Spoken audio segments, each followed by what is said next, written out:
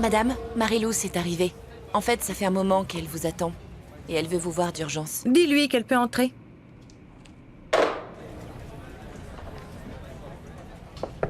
Entrez? Je peux entrer? Oui, oui. Tu dois être là pour une très bonne raison, alors je t'écoute. Tu viens me raconter quelque chose à propos de cette Renata? Parce que jusque-là, ça ne m'a servi à rien de t'avoir comme taupe. Tu es au courant de ce que j'ai appris Non, dernièrement? je n'y viens pas par rapport à elle. Et non, je ne suis pas au courant. Je suis là pour demander un prêt. Vous pourrez le déduire de mon salaire tous les 15 jours. C'est vraiment une urgence. Assieds-toi. Et dis-moi de combien on parle. Je ne savais même pas quoi dire. Mais bon, j'ai fini par les remercier pour tout ce qu'elles avaient fait pour nous. Vous me comprenez? Oh, ma princesse, jamais nous n'aurions imaginé que quelque chose d'aussi triste que ça pourrait arriver. C'est vraiment dur. C'est pour ça que tu as l'air aussi perdue. Tu es triste, n'est-ce pas? Comment aurait-elle pu imaginer que sa mère biologique soit passée par des moments aussi difficiles, ma pauvre chérie? Dieu seul sait pourquoi certaines choses arrivent, ma chérie. Je ne sais pas si ça pourra te consoler, mais j'ai envie de croire que ta mère est en train de prendre soin du bébé qu'on a perdu. Et que toutes les deux sont là-haut, dans le ciel. Oui, c'est vrai, je suis sûre que tu as raison. Mais en ce qui me concerne, je veux que vous sachiez que je remercie le Seigneur de m'avoir donné des parents comme vous deux. J'imagine que le côté positif de cette situation, c'est que tu as pu rencontrer cette femme qui s'avère être la sœur de ta mère. Elle pourrait être ta donatrice. Papa, pour le savoir, il faudrait faire plusieurs tests. Parce que le fait que Griselda soit membre de ma famille biologique me donne plus de possibilités. Mais cela ne veut pas dire qu'elle sera compatible et qu'elle sera ma donatrice. Ah, mais j'espère que les tests seront concluants parce que tu n'as pas l'air bien du tout, ma chérie. Arrête, mais c'est tout à fait normal. Comment veux-tu qu'elle aille bien après avoir entendu tout ce qu'elle nous a raconté? Je ne sais pas comment vous expliquer. Mais il y a quelque chose qui ne colle pas. Enfin, je sais pas, mais qui sait? Peut-être que j'ai cette sensation parce que j'espérais rencontrer mes parents. Et bon voilà, c'est comme ça. Et je vous ai vous. Ma fille chérie. Oh, ma chérie. C'est évident qu'on ne peut pas te donner un prêt d'un tel montant. Ça ne fait pas un an que tu travailles pour nous. Et c'est la politique du laboratoire. Personne ne peut la contourner, pas même moi. Cet argent n'est pas pour moi, c'est pour Oscar, mon neveu. Il a un problème au cœur, donc il doit se faire opérer. On ne peut pas attendre une place à l'hôpital public. C'est urgent, parce que sans l'opération, il va mourir. Eh bien, je suis désolée pour ton neveu, mais je te l'ai dit, je ne peux pas l'autoriser. Tout ce que je peux faire, c'est avancer un salaire. Eh bien, merci beaucoup, c'est déjà bien. Merci de m'avoir reçu. J'espère que tu n'as pas menti à propos de ton neveu et que tu ne vas pas faire autre chose de cet argent. À bientôt. Il croit que je suis une banque? Je ne dis pas que vous avez tort de prendre votre temps, mais si vous le faites attendre, je crois que c'est parce que vous avez un plan. Non, il ne faut jamais signer un contrat à la va-vite, Maoro. Il faut laisser les choses se décanter. Surtout avec ce genre d'homme. Et même si on est extrêmement prudent, signer implique toujours un risque. Alors, dites-moi, c'est quoi votre plan? Pour l'instant, profitez un petit peu plus de la présence de Priscilla. Vous n'êtes pas d'accord? Ça saute aux yeux que cette femme vous plaît. Mais il faut faire attention avec elle. Finalement, elle représente les intérêts d'un autre laboratoire. Pourquoi tant d'objections vis-à-vis de Priscilla? Vous parlez comme si vous la connaissiez. Qui? Priscilla? J'ignorais qui c'était jusqu'à ce que vous me la présentiez. Je n'ai Dieu que pour votre fille. Dans ce cas, pourquoi est-ce que vous vous voyez à peine? Vous ne cherchez pas à prendre vos distances avec elle, n'est-ce pas? Eh bien, on a des problèmes comme n'importe quel couple. Je vous avoue qu'au début, j'ai cru que ça ne durerait pas entre vous. Bien plus à cause du caractère de Fabiola que du vôtre, en réalité. Mais maintenant, je vous demande de faire un effort. Ne négligez pas ma fille, s'il vous plaît. D'accord, monsieur. J'essaierai. Et il ne suffit pas d'essayer. Il faut que vous le fassiez. Vous n'êtes pas seulement mon bras droit. Maintenant, vous faites partie de ma famille. Et vous savez très bien que je meurs d'envie d'avoir un petit-fils. C'est vrai? T'as pas d'autres souvenirs avec ta maman? Non. J'ai très peu de souvenirs d'elle. D'ailleurs, ils sont presque tous un peu flous. D'accord. Et tu vas souvent mettre des fleurs sur sa tombe? Je te dis ça parce que se déplacer en chaise roulante dans un cimetière, ça doit être compliqué. Je n'ai pas à le faire. Pourquoi? Parce que ma mère a été incinérée et ses cendres ont été jetées dans la mer. D'ailleurs, il paraît que c'était son endroit préféré. Ah, c'est beau. Qui t'a dit ça, au fait? Mon oncle est Dario, tu t'en doutes, non? Et de quoi parlez-vous? Rien, je racontais à Gemma que ma mère a été incinérée. N'est-ce pas? Qu'est-ce que c'est que ça? Ce jeu est horrible, il est trop sucré. Oh, beaucoup trop. Donc pour faire court, la continuité du kit et bien sûr mon avenir à Biogénélab dépendent de ce que Monsieur Mascaro décidera. Non, mais tu as été tellement courageuse de te confronter à cet homme, vraiment. Moi aussi, le kit m'inquiète, mais...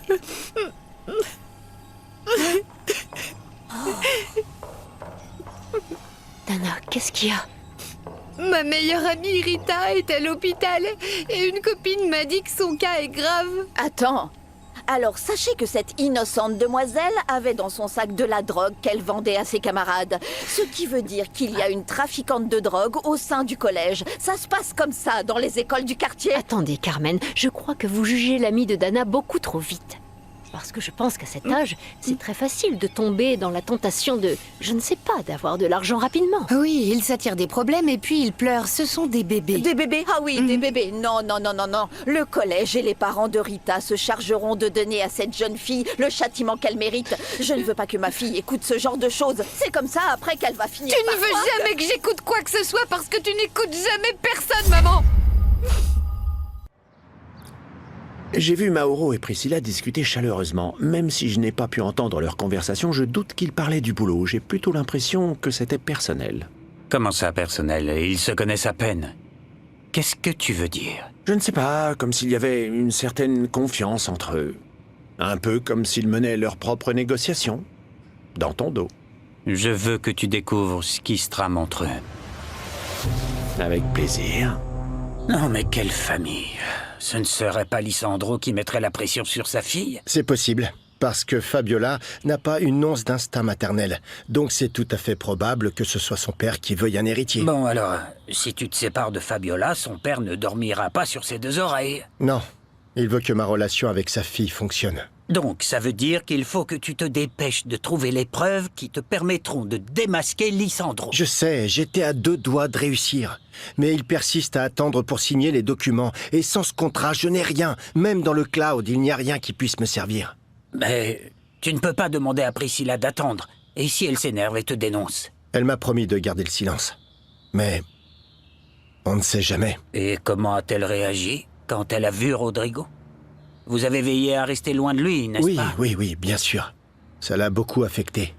Mais je doute qu'elle veuille faire partie de la vie de Rodrigo, ni de près ni de loin. Tout se complique pour toi, tout. Priscilla revient, tu ne trouves rien à l'encontre de Lisandro, et en plus, ça y est, Renata a découvert qui tu es. Renata a compris mes motivations, elle ne dira rien. Elle a toute ma confiance. Et pourquoi une telle confiance? Attends, tu ne serais pas... Non, arrête s'il te plaît. On ne sait rien du tout. Peut-être que la fille qui vend cette drogue n'a pas osé parler parce qu'elle se sentait menacée. Et elle n'a rien dit à ses parents par manque de confiance. Je ne sais pas ce qui leur passe par la tête à ces gens-là, mais pour moi, le pire serait qu'un de mes enfants soit impliqué dans un trafic de drogue. Rien ne pourrait m'arriver de pire. Et toutes ces valeurs qu'on leur enseigne, elles sont où? Attendez, Carmen, je pense que même les gens qui ont des valeurs se trompent. Et parfois, ces erreurs et ces mauvaises décisions sont le résultat de ce qu'ils apprennent à la maison. J'en suis le parfait exemple. J'ai eu une bonne éducation, je viens d'une famille modeste, mes parents sont exigeants, mais devinez quoi? J'ai envoyé des photos intimes à la mauvaise personne. Arrêtez, ça me gave de vous entendre parler pour ne rien dire. Et puis c'est facile pour vous de parler de quelque chose que vous connaissez Un même peu pas. de respect et baisse d'un ton, jeune fille. Attention, je ne veux pas t'entendre me crier dessus ni à personne. D'accord, tu étais amie avec cette fille, mais il n'y a pas de quoi en faire tout un plat. Bien sûr que si, il y a de quoi parce qu'elle a fait une énorme erreur. Et maintenant, elle risque de mourir, vous ne comprenez rien. Arrête un peu ton cinéma tout de suite. Ni toi ni personne ne peut nous crier dessus, encore moins au travail. Il ne manquerait plus que ça. Tu te sens mal et ça se comprend tout à fait, Dana. Rien qu'en voyant ton visage, on sait que ce qui est arrivé à ton ami t'affecte beaucoup. En fait, vous n'imaginez pas à quel point ça me fait mal. J'aimerais voir Rita faire quelque chose pour elle, mais je sais pas quoi. La meilleure façon de l'aider, serait de dire tout ce que tu sais sur ce qui l'a conduit à se retrouver dans cette situation. Dana, si tu le fais, tu contribueras à faire en sorte que les responsables soient punis. Mais j'ai peur de parler. C'est normal. Mais tu peux me faire confiance. Attends une seconde. Quelqu'un t'a fait des menaces? Non. Non, rien de ce genre. Écoute, je comprends que tu as peur. Mais il faut toujours dire la vérité. Et faire confiance aux personnes qui peuvent te comprendre et qui peuvent se mettre à ta place. Ça, c'est ce qu'il y a de mieux à faire pour aider ton ami. Tu peux compter sur moi. On y va? Oui, je suis en train d'ouvrir votre email, justement. Je vous ai mis toutes les informations sur le traitement. Lisez-les et on en discutera demain à mon cabinet. Merci, docteur. Traitement de la fertilité. Cette fois, le monde s'écroule autour de moi, Marilous. J'ai passé toute ma journée enfermée, j'ai réfléchi à ce que je pourrais faire et je n'ai trouvé aucune solution. Allez, arrête de t'inquiéter. Il faut à tout prix rassembler cet argent. J'aurai une avance de salaire. C'est pas beaucoup, mais c'est déjà ça. Ah, je suis inquiète parce que, comme l'hôpital est public, on pourrait attendre longtemps avant d'obtenir une date d'opération. Et j'ai peur qu'Oscar ait des complications entre-temps. Non, ne pense pas à ça. Tu ne devrais pas t'inquiéter comme ça. J'ai rien dit aux parents de Renata. Ils sont tellement gentils qu'ils pourraient nous donner un peu de leurs économies pour nous aider. On trouvera quelque chose. Très tôt demain matin, j'irai à l'hôpital pour avoir une date pour l'opération et pour savoir ce qu'on peut faire d'autre.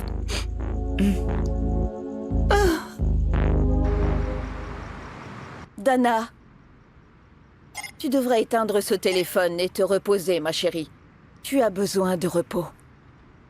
Ce qui s'est passé aujourd'hui est terrible. Tu as beaucoup pleuré et que tu me crois ou non, je n'aime pas te voir comme ça. D'accord.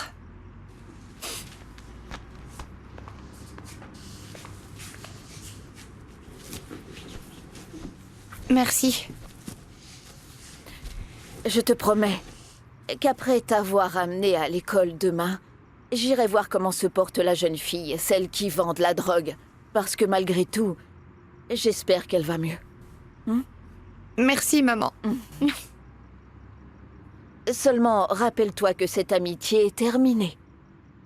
Tu veux dormir avec moi ce soir? Tu sais, tu te souviens de la fête à Puebla où Clarissa avait trop bu et que tout le monde disait que c'était à cause de moi? Oui, je me souviens, mais pourquoi est-ce que tu en parles? T'as jamais voulu croire que c'était pas moi qui avais apporté cette bouteille? Oh, ma princesse, ne me parle pas de cette soirée. Et c'est justement après cette soirée que Tony a arrêté de me parler. Tu te rends compte? Je suis la coupable des pires choses qui soient arrivées à cette famille. J'ai publié la vidéo de mon papa. J'ai provoqué la fin de ta grande amitié avec Tony. Et maintenant, par ma faute... Non, arrête, ma chérie. Tu ne devrais pas dire ce genre de bêtises. On ferait mieux de dormir maintenant. Ne pleure plus. Couche-toi et je te serre dans mes bras. Viens, ma chérie, ma petite princesse. Vous savez ce que je pense du traitement que vous me recommandez? C'est une horreur! Je trouve ça horrible que rien ne me garantisse de tomber enceinte. En plus, il pourrait y avoir des effets secondaires. Et puis, je ne peux pas me permettre de rester allongée dans un lit en convalescence. Je suis un cadre supérieur très occupé, vous comprenez? Dans ce cas, comment feriez-vous si vous étiez enceinte? Parce que si le traitement fonctionne, la partie la plus délicate viendrait après être tombée enceinte.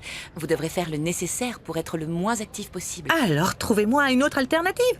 Un autre traitement. Attendez, Fabiola. Dans votre cas, il n'y a que deux possibilités. L'une est de congeler vos ovules. Ah non, on m'en a parlé et ça m'intéresse pas. Et l'autre option? La maternité de substitution. Cela veut dire qu'une femme portera et donnera naissance à votre enfant à votre place. Ça, oui, ça m'intéresse.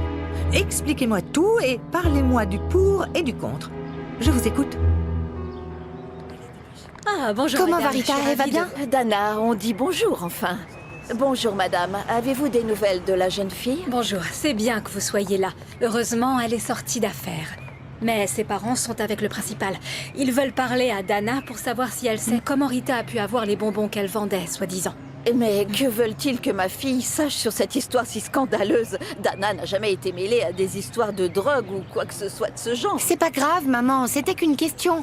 Allons plutôt leur parler, d'accord? Mais bien sûr que je vais aller leur parler pour qu'ils comprennent bien que tu as couru beaucoup de risques quand tu fréquentais leur trafiquante de filles. Évidemment que je sais qu'ici à Mexico, il n'y a pas de loi qui autorise les mamans kangourous ou peu importe leur nom. Mais je n'irai pas dans un autre État qui les autorise, ni même aux États-Unis. Choisir une inconnue en feuilletant un catalogue? Elle pourrait inventer n'importe quoi sur sa vie juste pour avoir mes sous. Mais là-bas, aux États-Unis, l'avantage, c'est que la loi protège à la fois les mères porteuses et la famille biologique du bébé. Ce serait beaucoup plus rassurant pour vous. Non, je ne sais pas. Honnêtement, je ne suis pas complètement convaincue. Vous devriez prendre le temps d'y réfléchir et d'en parler avec votre partenaire. Mon partenaire? Le problème, c'est qu'on n'est pas en très bons termes, et c'est précisément par rapport à ça, les enfants. Bon, en tout cas, pour moi, passer par une mère porteuse, ça ne peut m'intéresser que si c'est quelqu'un que je connais ou quelqu'un que je peux avoir à l'œil tout le temps. Vous comprenez? Eh bien, je vous ai présenté toutes les possibilités. Si vous voulez vraiment avoir un enfant, soit vous commencez le traitement médical, soit vous passez par une mère porteuse. À vous de choisir. Bonjour. Gemma? Je vous ai rattrapé. Tu n'es pas au lycée? Eh bien, ce n'est pas encore l'heure, j'ai le temps. Sinon, est-ce que vous avez quelques minutes pour qu'on puisse discuter? Quoi, tu veux encore partir de la maison? Rodrigo a complètement changé depuis ton arrivée. S'il a fait ou dit quelque chose qui t'a Rodrigo n'a blessé... rien fait. Tout ce qu'il a fait, c'est exister, avoir envie de vivre, être une bonne personne. Justement, c'est de lui dont je voudrais vous parler. Ah. Parce que j'ai quelque chose sur le cœur et j'ai peur de tomber malade si j'en parle Gemma, pas. Et franchement, Gemma, viens-en au fait.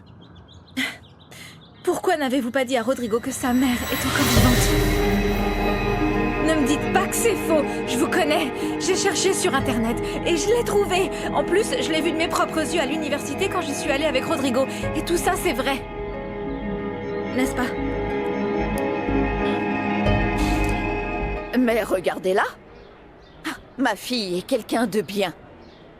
Et si elle avait su tout ce que cette Rita manigançait, jamais elle ne l'aurait fréquentée. Parce que, je vais vous dire, quand nous étions à Puebla... Personne ne doute de Dana. Nous souhaitons simplement savoir si elle a remarqué quelque chose de suspect. Dans ce cas, elle n'a aucune inquiétude à avoir. Exactement. Elle va pouvoir retourner en classe parce que les cours ont déjà commencé. Et je vous prie de m'excuser d'avoir douté de votre fille. Rita se remet petit à petit à la clinique. Mais elle dit qu'elle n'a rien à voir avec ces cochonneries de bonbons. Elle nous a répété qu'ils ne sont pas à elle. Je vous conseillerais seulement de revoir les valeurs que vous lui enseignez. Bon, alors on va vous laisser. Au revoir à tous. Maman? Allons-y, chérie. J'aimerais dire quelque chose. Rita dit qu'elle ne sait pas d'où vient la drogue parce que... elle n'a rien à voir là-dedans. Tout est de ma faute. Depuis quelque temps, je vendais de la drogue au collège. Bonté divine, qu'est-ce que tu as fait? Ça y est, ils vont s'occuper d'Oscar? Oui, c'est bientôt notre tour. Que Dieu permette qu'on trouve rapidement une solution. Écoute, je te rappelle plus tard. Bon courage. J'espère que ça va aller. Et toi? Viens avec moi.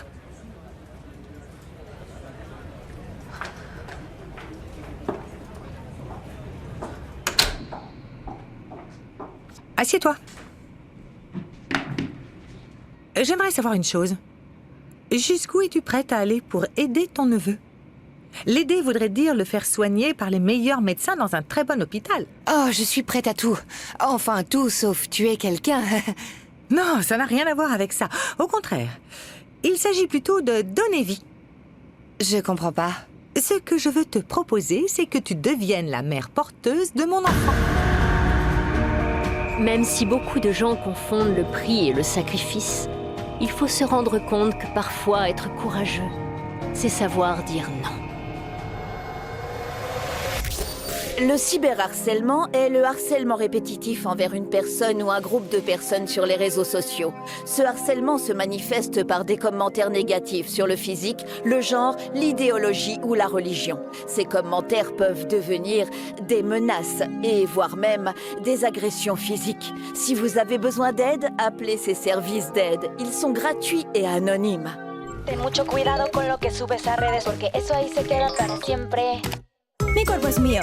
Tú no decides. No subas fotos que son mías que no quiero ser viral. Cualquier cosa que tú pongas me puede cambiar la vida. Hay que vencer el pasado y respetar. Ten mucho cuidado con lo que subes a redes porque eso ahí se queda para siempre. Mi cuerpo es mío. Tú no decides. No subas fotos que son mías que no quiero ser viral. Cualquier cosa que tú pongas me puede cambiar la vida. Hay que vencer el pasado y respetar.